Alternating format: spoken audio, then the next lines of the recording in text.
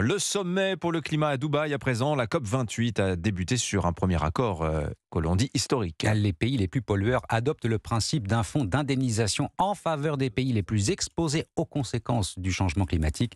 Le dérèglement du climat, certaines nations se sont lancées dans une course technologique sans pareil, modifier l'ensoleillement pour rafraîchir l'atmosphère. Ben oui, on appelle ça la géo-ingénierie solaire, Louis Salé, sauf que ça n'est ni discuté ni encadré et que cela pourrait bien sûr déboucher sur de potentiels conflits militaires. Oui, et aujourd'hui, plusieurs techniques sont à l'étude. Il est possible d'éclaircir certains nuages pour qu'ils réfléchissent davantage la lumière du soleil, ce qui a pour effet de refroidir l'air.